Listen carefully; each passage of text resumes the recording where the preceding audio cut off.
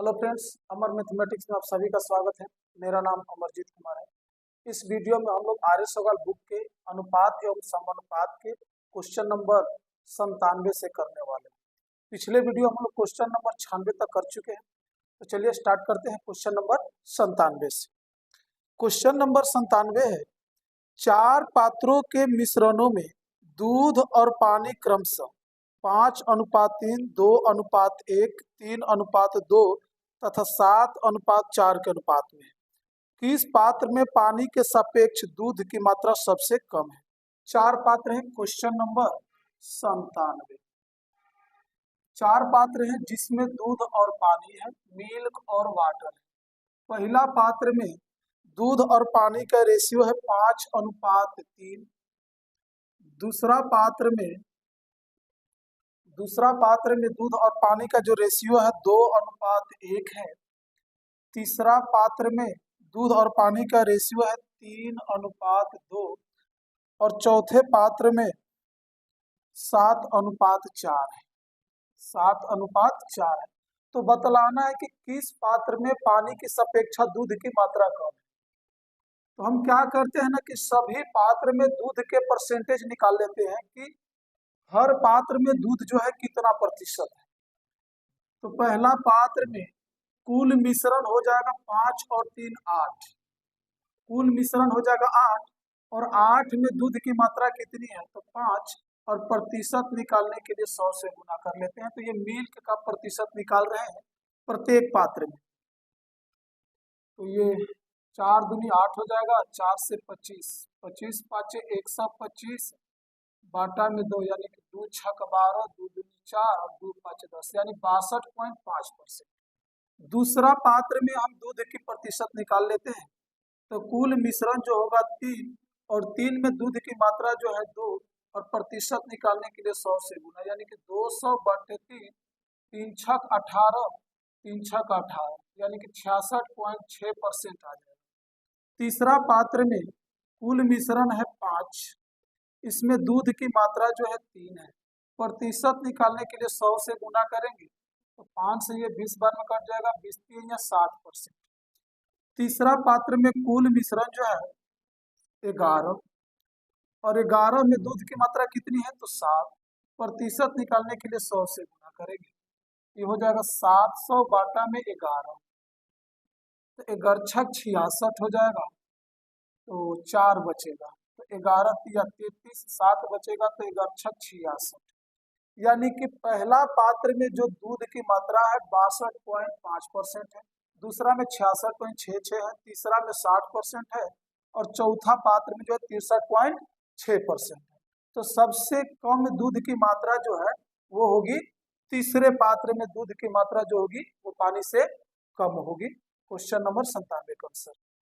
Question number 98, एक 60 litre के मिश्रण में दूध और पानी का अनुपात 3:1 है। इस अनुपात को 2:1 करने के लिए इसमें कितना पानी और मिलाया जाना चाहिए? क्वेश्चन नंबर 98 है कि 60 लीटर टोटल मिश्रण है। 60 लीटर के मिश्रण में दूध और पानी का जो अनुपात है वो है 3:1 है। 3:1 है और बोला कि इसमें कितना पानी और मिला दें। जो टोटल मिश्रण है 60 लीटर, इसमें कितना पानी और मिला दें कि इसमें दूध और पानी का जो रेशियो है वो 2:1 हो जाए। टोटल 60 लीटर मिश्रण था, इसमें दूध और पानी का जो रेशियो है 3:1 है और बोला ये है कि इसमें टोटल 60 लीटर में और कितना पानी मिला दें कि दूध और पानी का जो रेशियो हो जाए वो 2:1 हो जाए। तो मिश्रण में बोला है कि पानी कितना मिला दे। तो मिश्रण में अगर पानी मिलाएगा तो पानी का मात्रा घटेगा या बढ़ेगा? अगर टोटल मिश्रण में अगर पानी मिलाएगा तो पानी का मात्रा बढ़ेगा, दूध तो अपरिवर्तित रहेगा। जितना पहले दूध था अभी भी दूध उतना ही चाहिए। तो दूध का भी रेशियो यहाँ पर चेंज हो गया है, पानी मिलाने की बात कर रहा है और दूध को भी चेंज कर दिया है। तो अगर टोटल मिश्रण में अगर पानी मिलाएगा तो पानी का रेशियो बढ़ेगा, दूध के मात्रा में कोई परिवर्तन नहीं होगा। तो हम दूध के मात्रा को बराबर करेंगे। तो बराबर करने का तरीका क्या है? एलसीएम। 3 और 2 को बराबर कैसे करेंगे? एलसीएम लिखे तो 3 और 2 का एलसीएम 6 होता है। 6 बनाने के लिए 3 से, तो इसमें भी हम 3 से गुना कर लेंगे।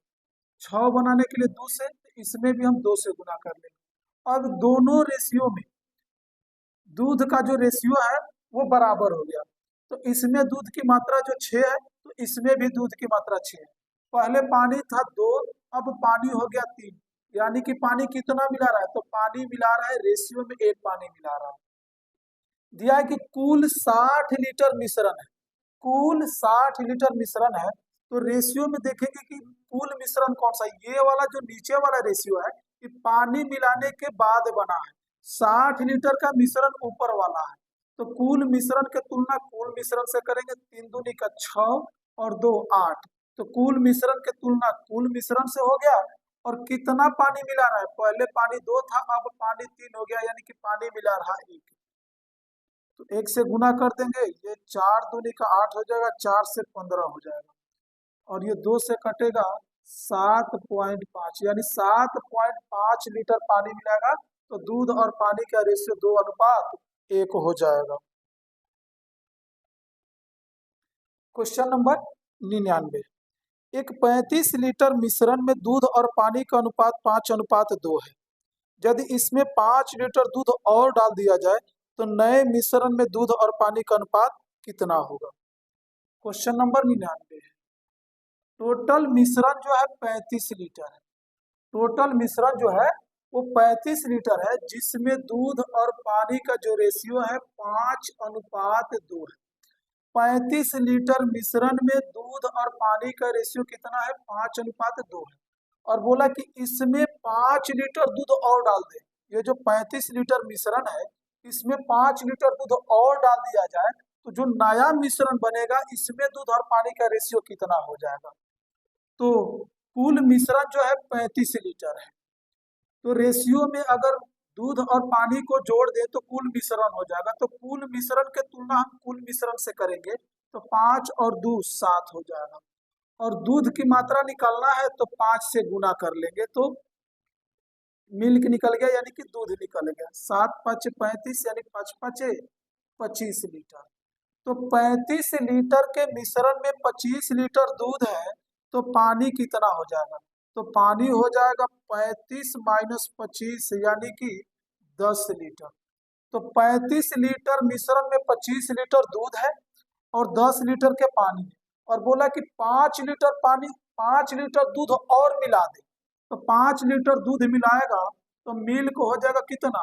25×5 30 लीटर। पानी मिलाने की बात नहीं कर रहा है, तो इसलिए पानी जितना पहले था अभी भी पानी उतना ही रहेगा 10। तो बोला है कि नया मिश्रण में दूध और पानी का रेशियो कितना हो जाएगा? तो हो जाएगा 3:1 हो जाएगा। क्वेश्चन नंबर 99 का आंसर। क्वेश्चन नंबर 100, दो बर्तनों ए तथा बी में दूध और पानी के मिश्रण क्रमशः 5:3 तथा 2:3 के अनुपात में है। इन मिश्रणों को किस अनुपात में मिलाया जाए कि नए मिश्रण में आधा दूध और आधा पानी हो? दो बर्तन है ए और बी। क्वेश्चन नंबर 100 है, दो बर्तन है ए और बी जिसमें दूध और पानी का रेशियो दिया है, बर्तन ए और बर्तन बी है। तो पहला बर्तन में दूध और पानी का रेशियो है 5:3 और दूसरा बर्तन में है 2:3 है, 2:3 है। और बोला कि इन दोनों मिश्रणों को किस अनुपात में मिला दें कि नया जो मिश्रण बनेगा उसमें दूध और पानी का जो रेशियो बनेगा वो बराबर हो जाएगा। तो बराबर का मतलब होता है 1:1 हो जाएगा। तो ये एलिगेशन का क्वेश्चन है। तो सबसे पहले हम देखेंगे यहाँ कि पात्र ए में यानी बर्तन ए में कुल मिश्रण कितना है? तो कुल मिश्रण 8 है। पहला बर्तन में कुल मिश्रण कितना? तो 8 है, 5 और 3 8। दूसरा बर्तन में कुल मिश्रण कितना? तो 5 है। और जब दोनों को मिलाने पर दूध और पानी का जो रेशियो 1:1 बन रहा है, तो यहाँ पर कुल मिश्रण जो होगा वो 2 हो जाएगा। तो यहाँ से हम केवल दूध पर बना सकते हैं या केवल पानी को लेकर के हम बना सकते हैं। तो पहला बर्तन में पहला बर्तन में पहला बर्तन में कुल मिश्रण 8 है, जिसमें से मिल्क की मात्रा कितनी? 5। मिल्क की मात्रा कितनी है? 5। हम पानी पर लेकर के बना सकते हैं, केवल पानी पर लेकर के बना सकते हैं, या केवल दूध को लेकर के भी हम बना सकते हैं। तो 8 मिश्रण में से कुल 8 मिश्रण में से दूध कितना? 5 है। दूसरे बर्तन में कुल मिश्रण कितना है? तो दूसरे बर्तन में कुल मिश्रण 5 है, जिसमें से दूध कितना है? तो 2 है। अब तीसरे पात्र में कुल मिश्रण कितना है? तो 2 है, जिसमें से दूध कितना है? तो दूध कितना है? तो दूध कितना है? तो दूध 1 है। अब ये दोनों का अंतर निकाल के यहाँ लिख लेंगे और ये दोनों का अंतर निकाल के यहाँ लिख लेंगे। ये बर्तन ए और ये बर्तन बी का है। बर्तन ए में इतना दूध, बर्तन बी में इतना दूध, और दोनों को मिलाने पर इतना दूध आ रहा है। तो अब ये दोनों का अंतर निकालेंगे। एक काम करते हैं, 8, 5 और 2 का एलसीएम ले लेते हैं। 8, 5 और 2 का एलसीएम हो जाएगा 40। तो 40 बनाने के लिए 2 में 20 से गुना करेंगे, तो ऊपर भी 20 से गुना कर लेते हैं। 40 बनाने के लिए 8 से, तो ऊपर भी हम 8 से गुना कर लेते हैं। 40 बनाने के लिए 5 से, तो अब ऊपर भी 5 से गुना कर लेंगे। अब जो है घटाव आसान हो गया। अब सभी के हर में जो है वो 40 है। 8 5 40, 8 5 40 और 20 दूनी का 40। तो यहाँ पर 8 दूनी का 16 है, नीचे 20 है। तो 20 में से 16 घटेगा तो 4 बटा में 40 हो जाएगा। और यहाँ पर 25 में से 20 घटेगा तो हो जाएगा 5 बटा में 40 हो जाएगा। 40 से 40 कैंसिल हो जाएगा, तो 4:5, यानी दोनों को 4:5 के रेशियो में मिलाएगा। क्वेश्चन नंबर 100 का आंसर। क्वेश्चन नंबर 101, 3 बराबर गिलासों में स्पिरिट तथा पानी के मिश्रण क्रमशः 3:4, 4:5 तथा 5:6 के अनुपात में है। इन मिश्रणों को एक नए गिलास में उलटकर मिला दिया जाए तो नए मिश्रण में स्पिरिट तथा पानी का अनुपात क्या होगा? 3 बराबर गिलास है, 3 बराबर बराबर गिलास है, जिसमें दूध और पानी का रेशियो दिया है। तो पहला गिलास में दूध और पानी का रेशियो है 3:4 है। दूसरा गिलास में दूध और पानी का रेशियो है 5:6 है। और तीसरा गिलास में जो रेशियो है 4:5 है। दूसरा में 4:5 है और तीसरा में है 5:6 है। तीनों के तीनों गिलास जो है वो बराबर है, और बोला है कि तीनों गिलास को एक नया गिलास में उलट दिया जाए, यानी कि चौथा गिलास में उलट दिया जाए। ये तीनों गिलास को एक नया गिलास में उलट दे तो उसमें दूध और पानी का रेशियो कितना हो जाएगा? अगर हम 5 और 9 और 3 ऐसे 12 कर दें, 6 5 11 4 15 कर दें, तो ये गलत होगा। कारण कि ये तीनों के तीनों गिलास बराबर है। तो तीनों गिलास बराबर है तो तीनों में मिश्रण भी समान आना चाहिए, तीनों में बराबर बराबर मिश्रण आना चाहिए। तो पहला गिलास में कुल मिश्रण कितना हो जाएगा? 4 3 7 हो जाएगा। दूसरा में कितना? 5 4 9 हो जाएगा। तीसरा में कितना? 6 5 11 हो जाएगा। क्योंकि तीनों गिलास में मिश्रण अलग अलग है, तो इसलिए हम तीनों को जोड़ करके नहीं लिख सकते।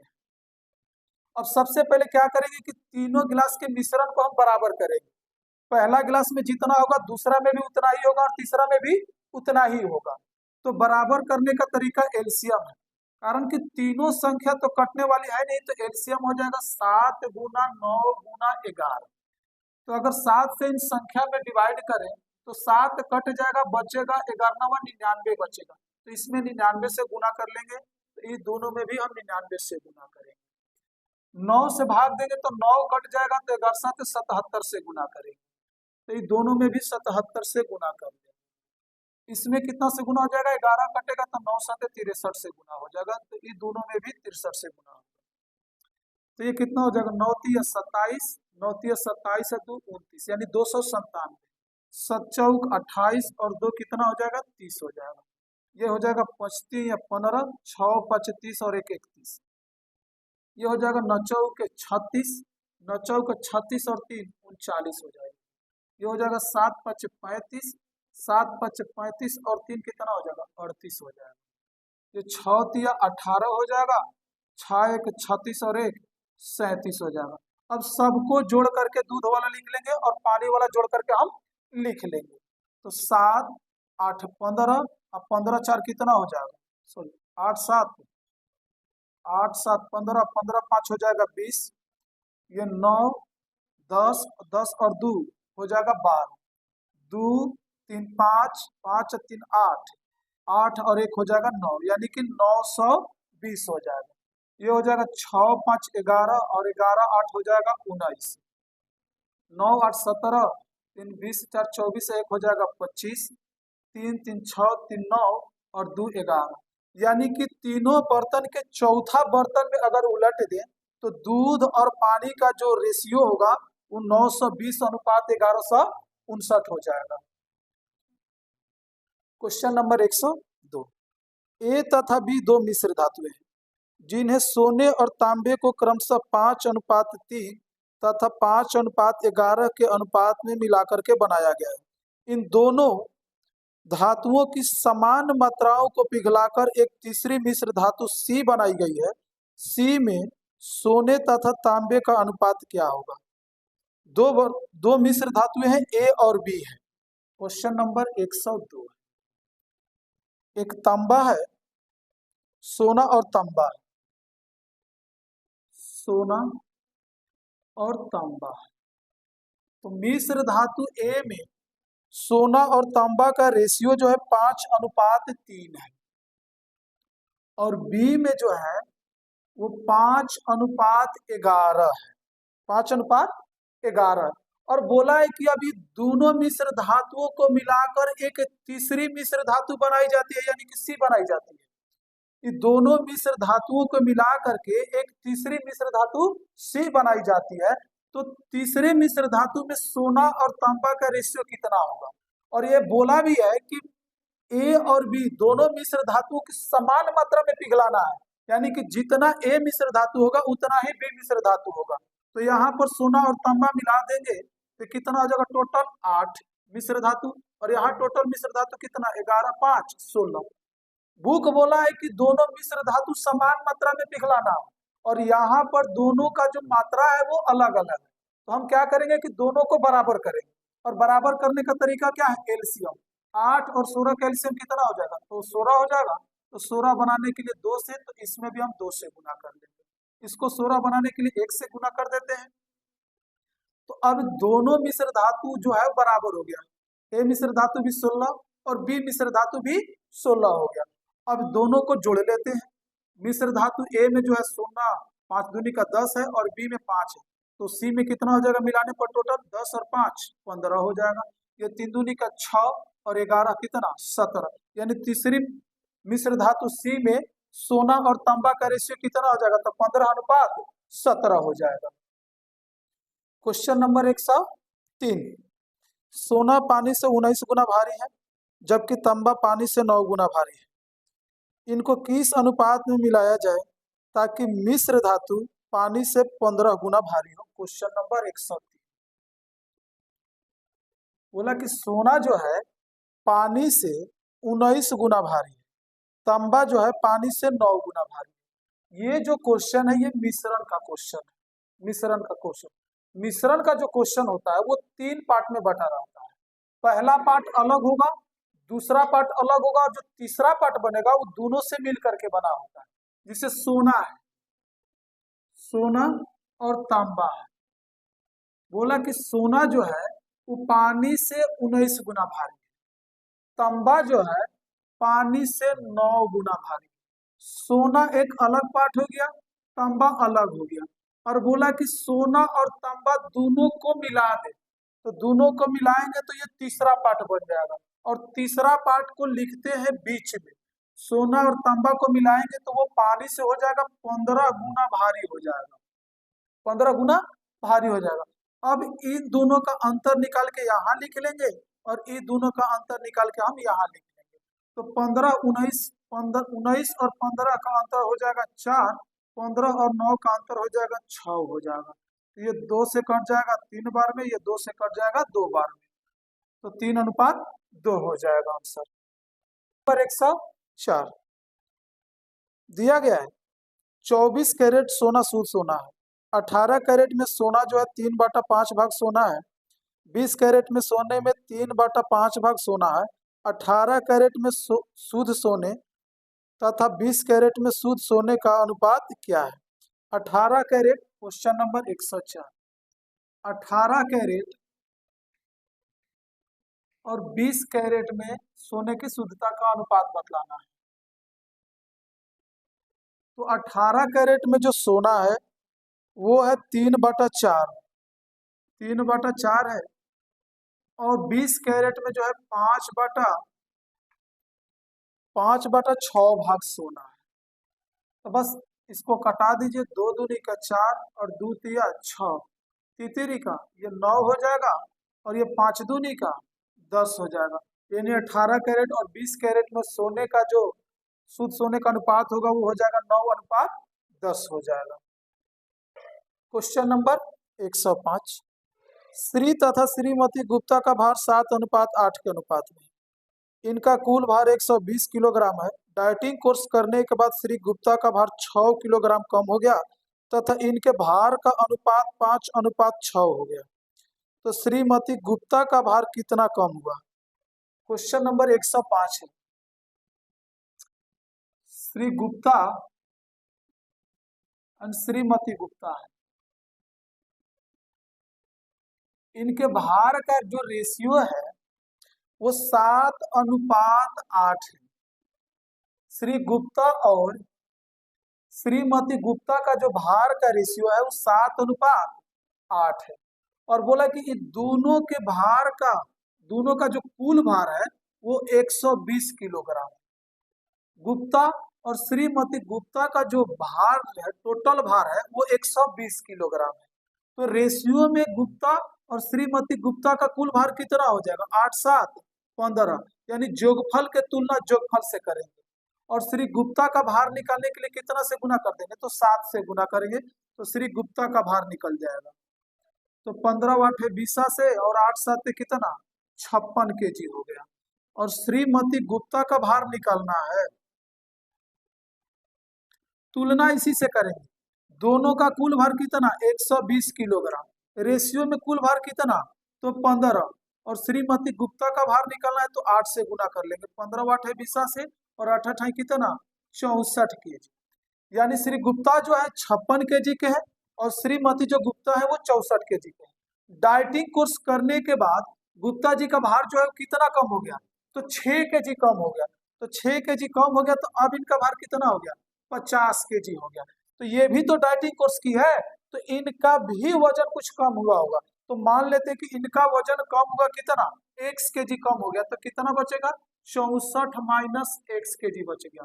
और गुप्ता जी का भार हो गया 50 kg। तो अब नया डाइटिंग कोर्स करने के बाद इन दोनों के भार का जो रेशियो है वो इतना हो गया। और रेशियो में बुक में बोला है कि 5:6 में हो जाएगा। डाइटिंग कोर्स करने के बाद दोनों के भार का जो अनुपात होगा वो 5:6 होगा और दोनों अनुपात आपस में बराबर। तो नजदीक के गुना नजदीक से कर लेंगे और दूर के गुना दूर से कर लेंगे। तो ये हो जाएगा कितना? 5 से गुना करेंगे, ये 6 5 30 हो जाएगा 300। ये 5 के 20, 6 5 30 और 2 32 हो जाएगा, माइनस के 5 x हो जाएगा। ये 320 इधर आकर के माइनस होगा तो -20 बचेगा, इधर बचेगा -5x। तो 5 के 20 यानी x का माना गया 4। यानी श्रीमती गुप्ता का भार जो है वो कितना कम होगा? तो 4 kg कम हो जाएगा। श्रीमती गुप्ता का भार कितना कम हो जाएगा? तो 4 kg कम हो जाएगा। क्वेश्चन नंबर 105 का आंसर। Question number 106। एक हीरे का मूल्य उसके भार के वर्ग के अनुक्रमानुपाती है। एक हीरा 4 भागों में इस प्रकार टूटा कि उसके टुकड़ों का भार जो है 1:2:3:4 के अनुपात में था। यदि टूटने पर हीरे का मूल्य में 7,000 रुपये की हानि हुई तो मूल हीरे का मूल्य कीमत कितना था? 7,000 की जगह 7,000 हो जाएगा। 7,000 की जगह मिसप्रिंट हुआ है, 7,000 की जगह 7,000। तो एक हीरा को, क्वेश्चन नंबर 106 है, एक हीरा को 4 भागों में तोड़ा है। 4 भागों में तोड़ा है। एक हीरा को 4 भागों में तोड़ा है, किस रेशियो में? तो 1:2:3:4 के अनुपात में तोड़ा है। ये तोड़ दिया। तोड़ने पर अगर इन चारों को नहीं तोड़ता तो बिना टूटे कितना मान रहता? बिना टूटे, तो बिना टूटे कितना मान होता? तो 4 3 7 2 9 और 1 10 हो जाता। यानी पहले हीरा का जो पूर्ण रूप था वो 10 था, इसको 1 2 3 और 4 के रूप में तोड़ दिया और उसको बेचा तो 70,000 रुपए की हानि हुई। तो बोला है कि हीरे का जो था मूल्य कीमत कितना था, यानी पहले बिना टूटे जो था हीरा उसका दाम कितना था। अच्छा, ये भार है, हीरे का भार है। और हीरे का मूल्य कैसे निकलेगा? तो बोला है कि हीरे का जो मूल्य होगा उसके भार के वर्ग के अनुक्रमानुपाती होगा। यानी कि हीरे का जो भार है अगर उसका हम स्क्वायर करते हैं तो उसका मूल्य निकल जाएगा। तो भार कितना है? 1 है, तो इसका वर्ग करेंगे तो 1 हो जाएगा। दूसरा टुकड़े का भार कितना है? तो 2 है, तो इसका स्क्वायर करेंगे तो कितना हो जाएगा? 4 हो जाएगा। अच्छा, तीसरा टुकड़ा का भार कितना है? 3, तो इसका स्क्वायर करेंगे तो 9 आ जाएगा। चौथा टुकड़ा कितना आ जाएगा? 4 चौका 16, और इसका रेट कितना हो जाएगा? तो 10 का स्क्वायर करेंगे, 10 10 का कितना हो जाएगा? तो 100 हो जाएगा। अच्छा, तोड़ करके चारों टुकड़ा बेचने पर उसको कुल कितना मिलेगा? तो 16 9 25 4 29 और 1 30 मिलेगा। कुल कितना मिलेगा? तो 30 मिलेगा। और बिना टूटे कितना मिल रहा है उसको? 100 मिल रहा है। तो अगर बिना टूटे बेचता तो उसको 100 रुपया मिलता, इसको तोड़ करके बेच रहा है तो उसको 30 मिल रहा है। तो उसको कितना कम मिल रहा है? पहले 100 मिल रहा था, अब 30 मिल रहा है, यानी कि उसको 70 कम मिल रहा है। निश्चित राशि में 70,000 कम मिल रहा था, तो रेशियो में कितना कम मिल रहा है उसको? 70 कम मिल रहा था। और बोला है कि बिना टूटे, यानी हीरे का वास्तविक मूल्य कितना था? तो वास्तविक मूल्य निकालने के लिए कितना से गुना कर देंगे? 100 से गुना कर लेंगे, यानी मूल्य कीमत। 1 0 से 1 0 7 कट जाएगा एक बार में, तो एक पर यहाँ 3 0 और 2 0, यानी 1 लाख रुपया जो था बिना टूटे हीरे का जो मूल्य था वो कितना था? 1 लाख रुपया।